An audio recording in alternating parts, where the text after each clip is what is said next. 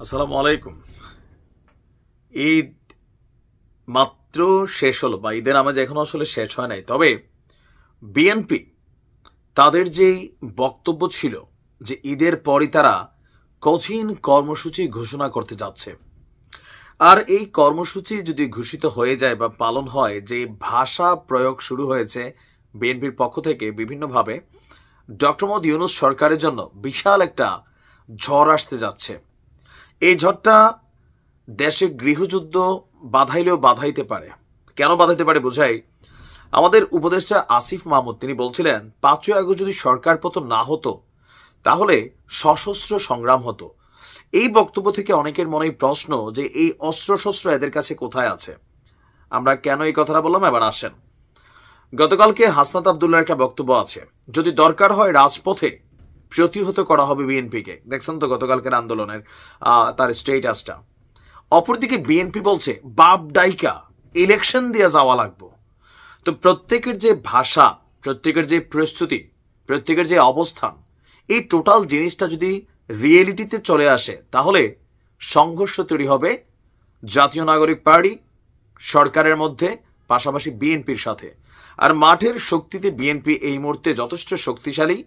যদি প্রশাসন ছাড়া জাতীয় নাগরিক পার্টি মাঠে নামে, বিভিন্ন জায়গায় এরা ব্যাপক মার খাবে। আর এরপরে যদি প্রশাসন আবার অ্যাকশনে যায়, গ্রেপ্তার হবে, আতঙ্ক তৈরি হবে। আসলে দেশের পরিস্থিতি কোথায় যাবে? ঈদ যেতে না যেতেই, এখনো যায় নাই, বাট বিএনপি অন অ্যাকশন। জাতীয় সংসদ নির্বাচন প্রসঙ্গে সরকারের অবস্থান অনেকটা ধোঁয়াশাপূর্ণ বলেই মনে করছেন বিএনপি। যে ডক্টর ইউনূস সরকার, তিনি বা প্রধান উপদেষ্টা ডক্টর ইউনূস, তিনি তার কথাতে কোনো কিছু ক্লিয়ার করেন না। তিনি এখন বলেন ডিসেম্বর, তখন বলেন মার্চ, তখন বলেন জুন। এই যে বক্তব্যগুলি আসতেছে, এগুলোতে বিএনপি আসলে বিচলিত। অপরদিকে ডক্টর মোহাম্মদ ইউনূসকে প্রধানমন্ত্রী হিসেবে দেখতেছে, অথবা পিনাকির পরামর্শ যেটা, যে জাতীয় সরকার গঠিত হয়ে তিনি প্রধান উপদেষ্টা থাকবেন, তারেক রহমান উপপ্রধান উপদেষ্টা থাকবেন, এগুলোতে বিএনপির মনে স্বাভাবিকভাবে সন্দেহের জায়গায় তৈরি হওয়াটার কোনো ভুল নাই। আর সেখান থেকে বিএনপি হার্ড লাইনে যাচ্ছে। বিএনপি বলছে বেগম খালেদা জিয়ার যিনি একজন উপদেষ্টা আছেন এবং জাতীয় নাগরিক পার্টির খুবই সমালোচক বা এই মুহূর্তে চক্ষুশূল হিসেবে আছেন আপনার অ্যাডভোকেট ফজলুর রহমান, তিনি বলছেন যদি জীবিত থাকে, মানে তিনি যদি জীবিত থাকেন, বাপ ডাইকা বাংলাদেশে ইলেকশনটা দিয়ে যাওয়া লাগবে। গতকালকে তার নিজস্ব এরিয়া কিশোরগঞ্জের ইটনা উপজেলার মৃগা ইউনিয়নের আনন্দবাজারে ঈদ পরবর্তী পথসভায় তিনি একটা জ্বালাময়ী বক্তব্য দিয়েছেন। তিনি বলছেন যে বাপ ডাইকা দেওয়ান লাগবো, বাপ ডাইকা। আমাকে গুলি করে মারবেন, আমার আল্লাহ আছে, আল্লাহ ইচ্ছা করলে আমাকে রক্ষা করতে পারে, পারে না। 500 গুলিও আমার বুকে লাগতে না পারে, আমার আল্লাহ আছে, আমি সত্যি কথা বলবই। এরপর তিনি এটাও বলছেন আমি ভোট চাই না, যারা রাজাকারদের হাতে নেতৃত্ব ছাড়তে চায় আমি তাদের ভোট চাই না। মানে জামাত ইসলাম সম্পর্কে তিনি বলছেন, কথাটা খুব ক্লিয়ার। আমি ভোট চাই তাদের যারা মুক্তিযুদ্ধকে স্বীকার করে, যারা মুক্তিযুদ্ধের বাংলাদেশকে মানে, যারা এই দেশকে মাথা উঁচু করে দাঁড়া করাতে চায়।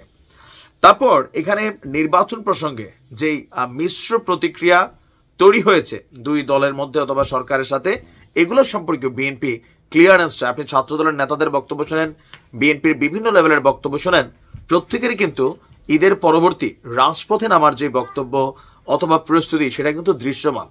আর এরকম পরিস্থিতি হতে গেলে ডক্টর মোহাম্মদ ইউনূস একদিকে যেমন মার্কিন যুক্তরাষ্ট্রের একটা নতুন খেলায় আটকে গেছেন, মার্কিন গণমাধ্যমগুলোর নানান প্রতিবেদন, পাশাপাশি দেশের ভেতরে এরকম একটা অস্থিতিশীল পরিবেশ তৈরি হলে আলেমরা মাঠে নামবে, এখানে মারামারি হবে, কাটাকাটি হবে। এগুলো আসলে ডক্টর মোহাম্মদ ইউনূসের জন্য বড় ধরনের একটা ঝামেলা তৈরি করবে। কোন পথে যাচ্ছে সময় বলে দেবে। ভালো থাকুন।